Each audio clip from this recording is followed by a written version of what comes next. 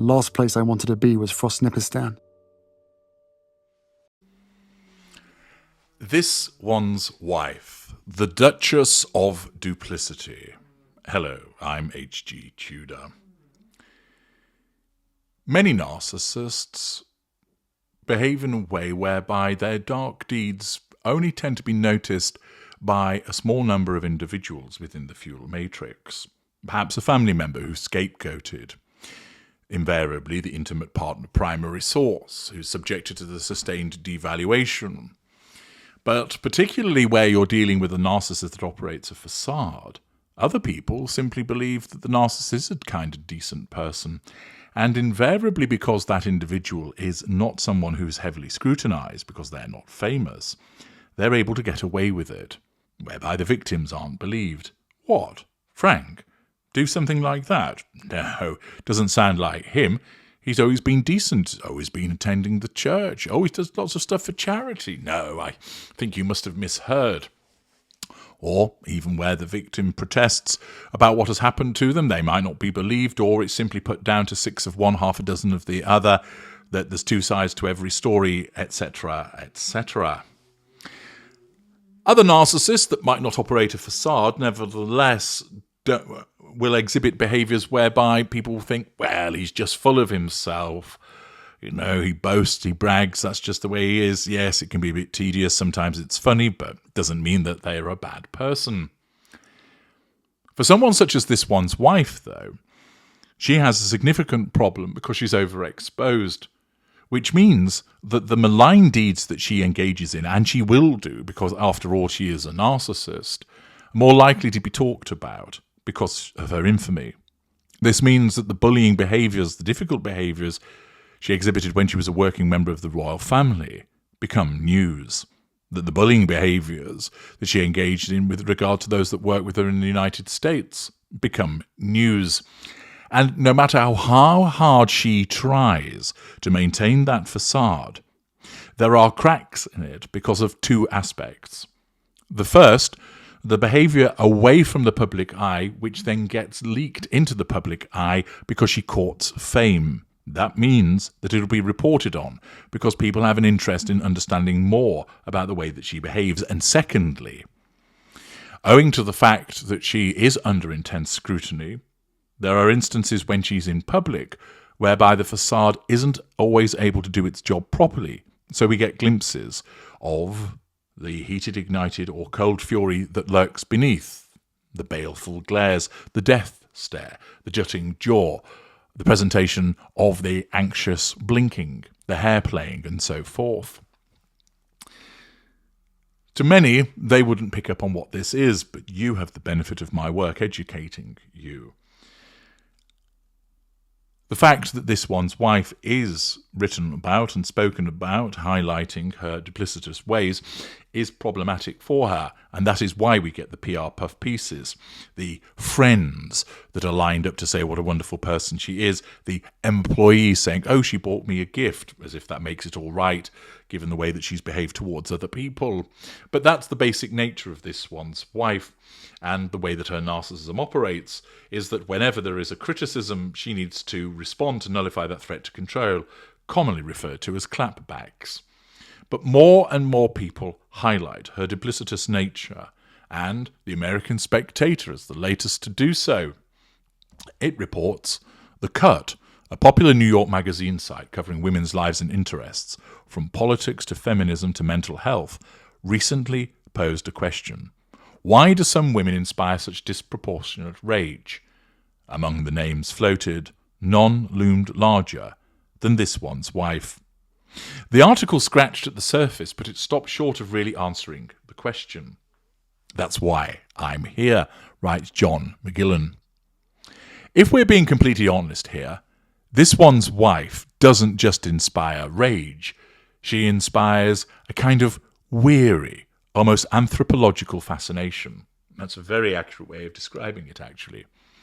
Future generations of cultural historians will study her antics the same way wildlife experts study exotic birds. This one's wife is certainly a trier, and this, of course, is driven by her narcissism, a rather shameless one at that. again, driven by her narcissism. One wonders how many times a woman can reinvent herself before the performance collapses under its own weight. Well, pausing there. She won't collapse under its own weight. What it'll be is when enough people realise what she is and they start to ignore her. And when enough people start to ignore her, that means that the press won't report on her as much as I've explained previously. Because the press only report on her because they know that there's lots of people that will read about her, comment about her, watch in relation to her. If people didn't, they wouldn't report. Because there isn't actually anything meaningful to report in relation to her, because she's a bland, beige, boring woman. But because she prompts reactions whereby people love to scrutinise what she does, they love to speculate on what's going on in her life, they love to analyse all of the activities, relentlessly chattering about it below the line. This then means that she's reported on, that she's filmed, and thus provides further examples of her narcissism for individuals such as me to analyse. She will keep reinventing herself because that's the nature of the beast, because she's a narcissist. She's a chameleon. But she'll only go away when people start to actively ignore her, and therefore mainstream media realises there's not much point reporting on her. People aren't particularly interested in her anymore. And then, because there's less to report on, that may well mean that those, particularly the Johnny and Janie come-latelys, who've seen that they can make some money out of talking about Meghan Markle, even though they have nothing really to add, will think, well, there's no point doing so anymore because people aren't interested, and furthermore, I don't really have any much material because mainstream media isn't reporting on them. The comedian Tim Dillon recently sat down with Megyn Kelly. When asked about this one's wife, Dillon didn't hold back, comparing her to a con artist. It might seem harsh, maybe it is. But it's hard to summon much sympathy when you look at the trajectory. Remember, not long ago, she was seen as a breath of fresh air in the British royal family, a chance to modernise an ageing institution. Then came the accusations, the claims of racism, the dramatic departure to America, a global sympathy tour, led by a couple who demanded privacy while signing multi-million-dollar deals with Spotify, Netflix, and Penguin Random House. The results spoke for themselves. The Spotify podcast Archetypes was a complete bust, cancelled after one awkward, underwhelming season. Before that came the children's book, The Bench. Due to the poor sales, the book should have been titled The Shelf, because that's where it largely remained. Then there was Harry and This One's Wife, the heavily scripted Netflix documentary, which played less like a candid account of royal life and more like a brainless branding exercise in victimhood. Although each venture sputtered out, This One's Wife simply pivoted. When podcasting fizzled out, she tried charity work. When that failed to generate interest, she pivoted again, this time into gardening, baking, and overpriced condiments. When she's not in the kitchen building her honey and jam empire, she's busy recording episodes for her latest podcast. Yes, another one. This time, however, she's focused squarely on female entrepreneurs. This One's Wife rather hilariously casts herself as a founder, as if launching a struggling podcast and a line of novelty condiments qualifies one for the same title as women like Whitney Wolfe Herd, who built Bumble into a billion-dollar dating app empire. It's classic This One's Wife. In a world obsessed with girl boss narratives, she's found a way to insert herself into the entrepreneurial narrative without having built anything that remotely resembles a successful enterprise. Delusion. The public is supposed to forget the last attempt, compartmentalization, and the one before that, and the one before that. We are supposed to ignore the evident unmissable pattern. But people aren't stupid. Not that stupid anyway. The problem with This One's Wife is not necessarily her ambition. America has always had an appetite for the absurd. It has always been a land where hucksters and hustlers could thrive, but at least they usually offered something in return. A show, an event, a P.T. Barnum-like wink to the audience. that everybody was in on the game. This one's wife, by contrast, offers little more than vague affirmations, endless grievances, and a product line so uninspired it could have been lifted straight from an SNL sketch. Somewhere along the way, this one's wife devolved into a kind of self-parody, like something straight out of South Park.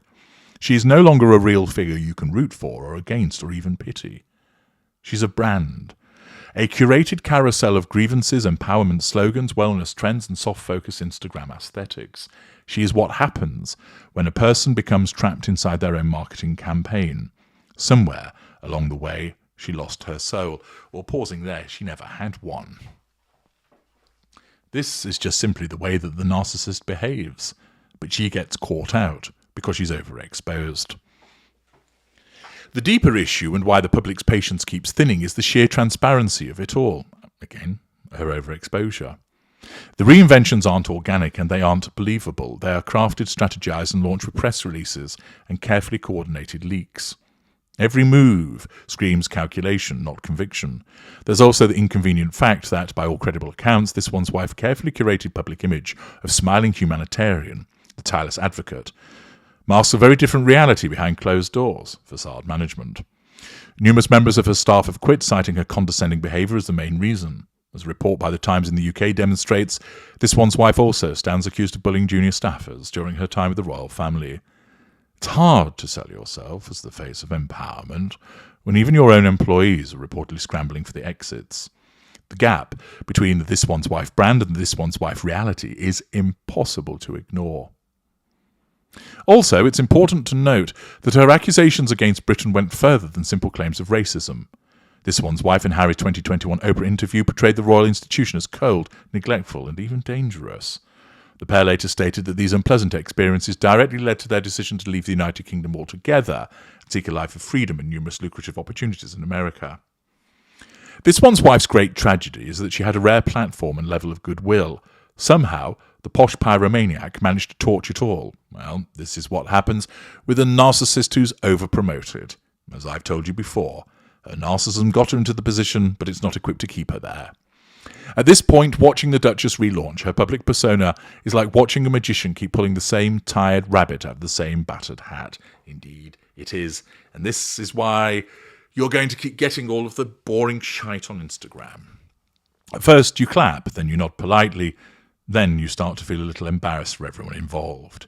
In the end, it isn't rage that this one's wife inspires. It's something worse, utter exhaustion. And not even the finest organic honey in the world can sweeten that bitter truth.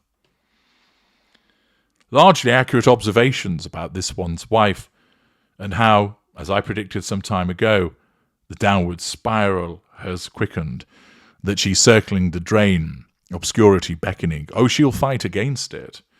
But the Duchess of Duplicity, engaging in her latest hustle, is being seen through by more and more people, and the options for reinvention are thinning. They're becoming few and far between, as people simply become exhausted with watching the Duchess of Industrial Beige do the same thing again and again and again. I'm H.G. Tudor. Thank you for listening.